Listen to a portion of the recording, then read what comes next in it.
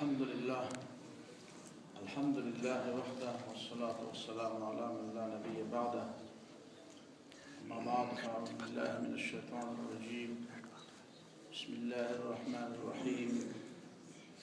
يا أيها الذين آمنوا اصبروا وصابروا ورابطوا واتقوا الله لعلكم تفلحون.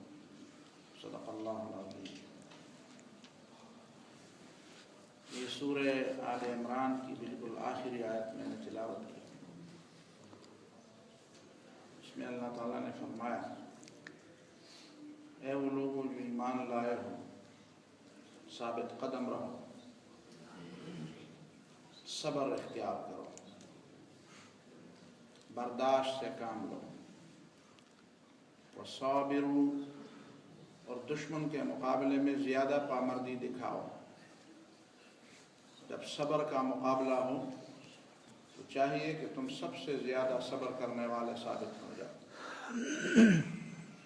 ورابطوا، اور آپس میں ایک دوسرے کے ساتھ تعلق کو مضبوط کر لو. ورابطوا، اور اپنے سرحدوں، جغرافیائی اور نظریاتی سرحدوں کی حفاظت کے لیے کمر بستہ رہو. اور یہ تین کام کرو گے تو لعلکم تفلحون، شاید تم کامیاب ہو جاؤ. انسان میں اللہ تعالیٰ نے چند طبعی خصوصیات پیدا کی ہیں، فطری قسم کی خصوصیات اور طبعی قسم کی خصوصیات پیدا کی ہیں. اور انسان کی آزمائش صرف وہ نہیں ہے جو زندگی میں اسے کچھ حوادث جو پیش آتے ہیں، صرف اسی میں اس کی آزمائش نہیں ہوتی، بلکہ ان چیزوں میں بھی اس کی آزمائش ہوتی ہے جو اس کی طبیعت کے تقاضے ہیں. اور وہ تقاضے وہ علم اور تحمل اور برداشت کے بجائے جہل، ناسمجھی اور بے صبری کے انداز سے ان طبعی مزاجوں سے وہ کام لیتا ہے، اس میں بھی اس کا امتحان ہے. اللہ تعالیٰ نے انسان کے اندر کئی چیزیں پیدا کی. اس کے اندر دل بھی ہے، اس کا بھی اپنا ایک حصہ ہے. اور ابھی تو دل کے بارے میں بڑی باتیں آ رہی ہیں کہ آیا وہ یاقی مرکز پورے جسم کا مرکز ہے، جس طرح حدیث میں بات آئی ہے، ان فی الجسد لمضغہ اذا صلحت صلح الجسد کلہ. اب اس پر بات ہو رہی ہے، اب اس پر تحقیقات آ رہی ہیں کہ واقعی دل کو مرکزی حیثیت حاصل ہے. اور ابھی تو یہ بحثیں بھی شروع ہوئی ہے، دماغ کے مقابلے میں دل کو مرکزی حیثیت حاصل ہے. دماغ بھی ہے اس کے پاس عقل بھی ہے، اس کی جو باطنی قوتیں ہیں وہ بھی ہے، اس کے اندر غصہ بھی ہے، اس کے اندر شہوت بھی ہے، خواہشات بھی ہیں. ان ساری چیزوں کو قابو کرنا اور ان چیزوں سے اپنی زندگی میں علم کے حوالے سے، حقوق کی ادائیگی کے حوالے سے ان سے کام لینا، اسی میں انسان کی آزمائش ہے. گویا کہ ہر انسان، جس طرح خلافت کی بحث میں لوگ عجیب عجیب بحثیں کرتے ہیں، وہ نہیں سمجھتے کہ جس طرح قرآن نے ہر شخص کو خلیفہ فرمایا ہے، اس خلیفہ کا ایک معنی یہی ہے. جو لوگ اس کو نہیں سمجھتے تو پھر ایک لمبی بحث چھڑ جاتی ہے، اور بات یہاں تک پہنچتی ہے کہ خلافت سرے سے انبیاء کا مقصد ہی نہیں رہا، نعوذ باللہ. وہ کہتے ہیں ہر انسان خلیفہ ہے تو ہر انسان تھوڑا حکمران ہے. وہ اس بات کو بھول جاتے ہیں کہ انسان کے اندر بھی بہت بڑی، خود ہر شخص اپنی جگہ پہ ایک عالم ہے، ایک کائنات ہے، ایک دنیا ہے. اس کے اندر بھی کئی چیزیں ہیں. اگر وہ خلافت کے اس منصب کو محسوس کرتا ہے تو وہ اپنے اوپر، اپنے بارے میں اور اپنی قوا کے بارے میں، اپنے طباع کے بارے میں وہی فیصلے کرے گا جو اللہ تعالیٰ کے مرضی کے مطابق ہوں گے. وہ اپنا دل، اپنا دماغ، اپنی سوچ، اپنی عقل، اپنی قوتیں، صلاحیتیں، اپنی شہوت، اپنا غضب، اپنا غصہ، وہ اسی انداز سے استعمال کرے گا جس طرح اللہ تعالیٰ کی مرضی، جس طرح اللہ تعالیٰ اسے پسند کرتا ہے. اور دوسرا شخص جو اس بات سے غافل ہے کہ میں اللہ تعالیٰ کا خلیفہ ہوں خود اپنی ذات کے بارے میں، وہ اپنی ان قواؤں کو بس آزادانہ انداز سے استعمال کرتا رہے گا تو وہ ناکام ہو جائے گا۔ ان صفات میں یا ان قوا میں ایک چیز وہ غضب بھی ہے، انتقام کا جذبہ، کسی سے بدلہ لینے کا جذبہ، یہ چیز بھی اللہ تعالیٰ نے انسان کے اندر ودیعت کی ہے۔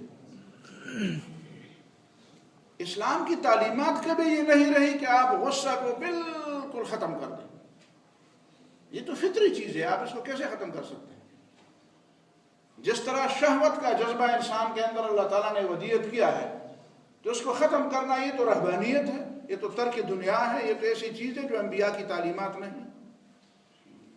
ہر چیز کے لیے اللہ تعالیٰ نے پھر ایک سیدھا ایک صاف راستہ بھی بتا دیا ہے اور سمجھا بھی دیا ہے، اور انسانی فطرت میں ودیعت بھی کیا ہے۔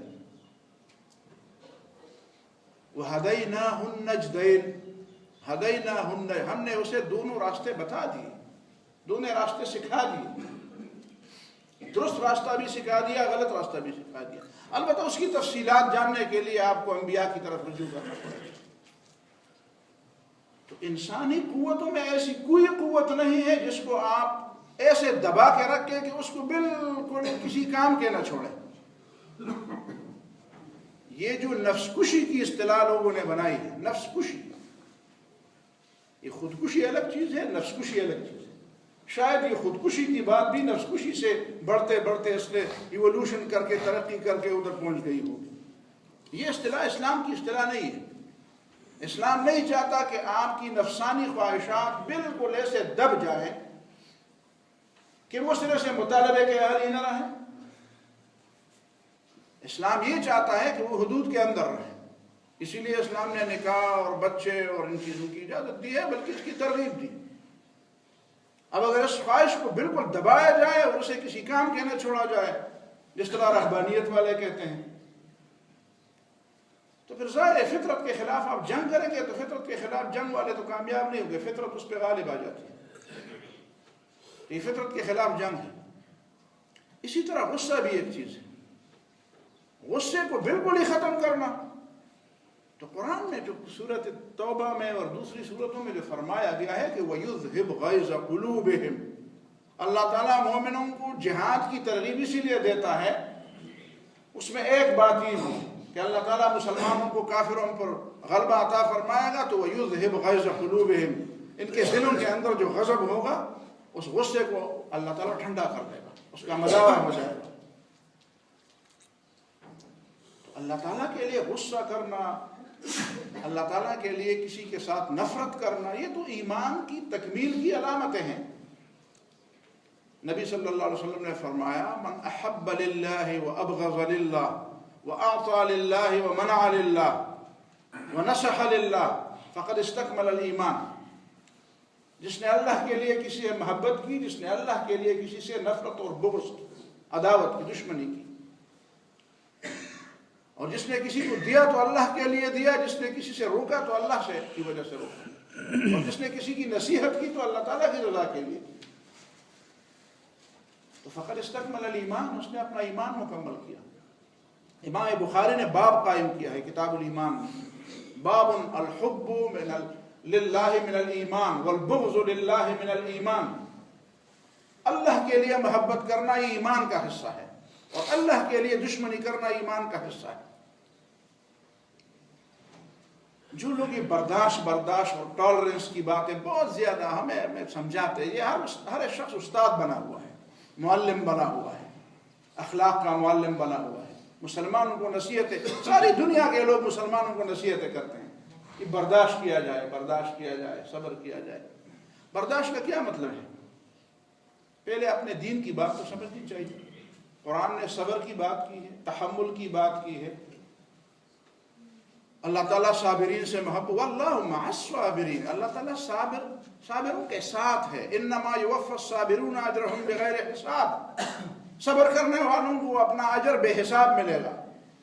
صبر کرنے والوں کو معلوم نہیں کتنا ہمیں اجر ملے گا۔ ایسی کتاب، ایسا رسول صلی اللہ علیہ وسلم، وہ مشہور واقعہ ہے، حدیث کی کتابوں میں بھی ہے اور تفسیروں میں بھی ہے. عبداللہ ابن سلام رضی اللہ تعالیٰ عنہ پہلے یہودی تھے. وہ اپنا قصہ بیان کرتے ہیں کہ میرے ایک ساتھی ہیں زید ابن سانا. زید اس کا نام ہے، سانا اس کے باپ کا نام ہے، زید ابن سانا. کہتے اس نے مجھے کہا کہ میں نے رسول اللہ صلی اللہ علیہ وسلم کی ذات میں، ان کی شخصیت میں وہ ساری علامات دیکھ لی ہیں جو ایک پیغمبر کے ہیں، جو آخری پیغمبر. البتہ 2 باتیں مجھے ابھی تک نہیں معلوم، اور میں ان 2 باتوں کے بارے میں معلوم کر دوں گا. اور اسی وجہ سے کہتے ہیں کہ میں نے نبی صلی اللہ علیہ وسلم کو کہا کہ اگر مجھے کوئی چیز کی ضرورت ہو تو میں آپ کو قرض دینے کے لیے تیار ہوں.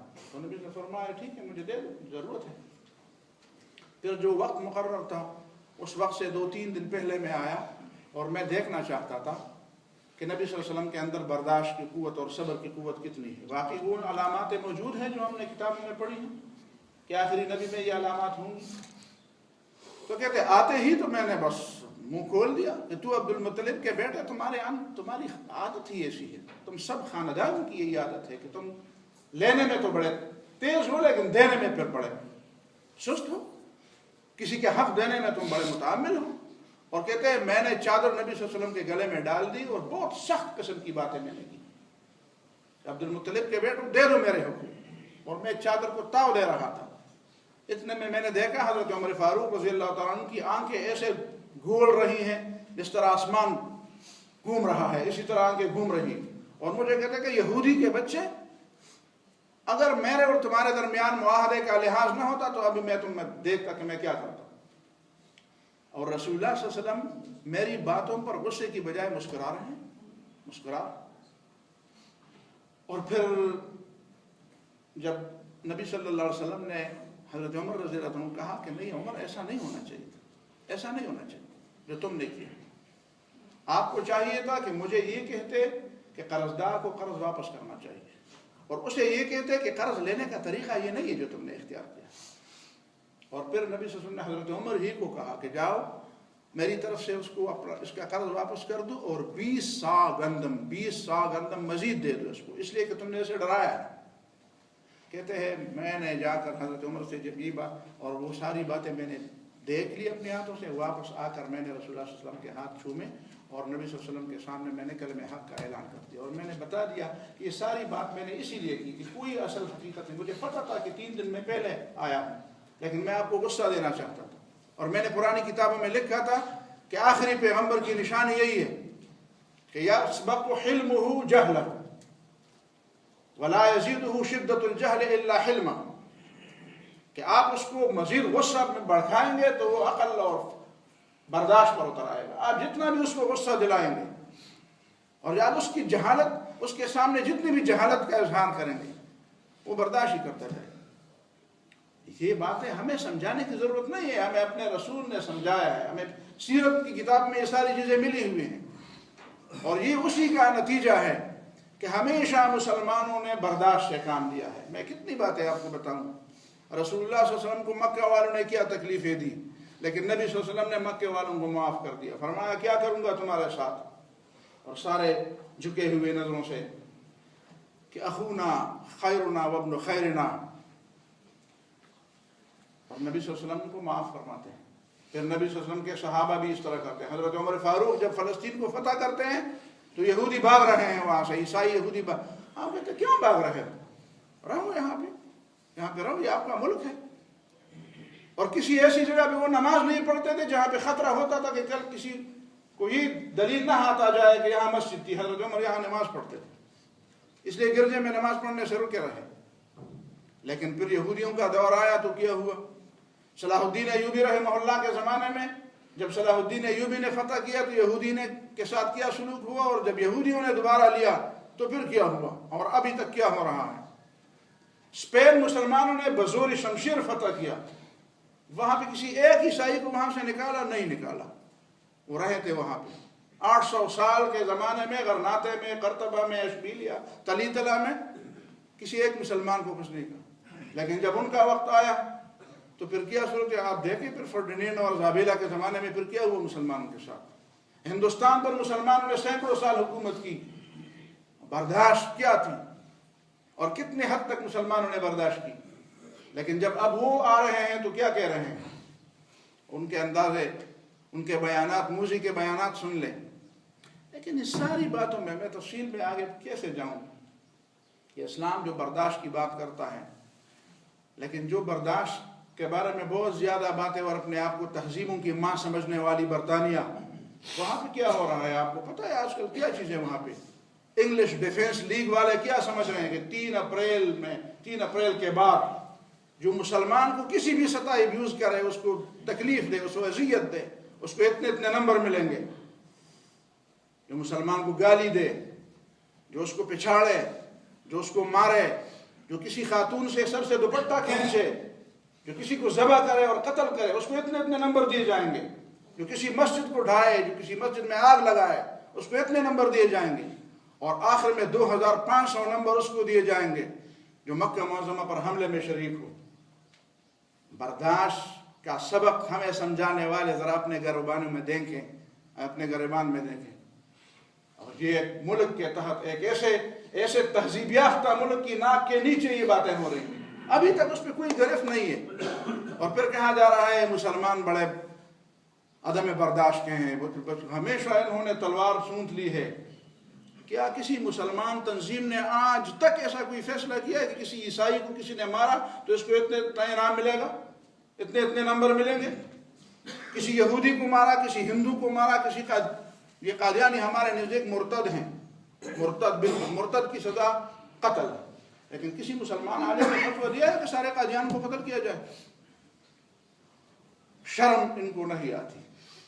بات سمجھنے کی ہے. ان کو شرم آئے یا نہ آئے، ہمارے مسلمانوں کو کیا ہو گیا ہے کہ ابھی تک ان کے در پر ماتھے رگڑتے ہیں. برطانیہ آج بھی ہمارے ہر مسلمان کے دل کے اندر دنیا کی جنت ہے، اور اس کی تمنا یہ ہے کہ کاش میں برطانوی ہوتا اور کاش میں بھی اس سرزمین پہ رہتا.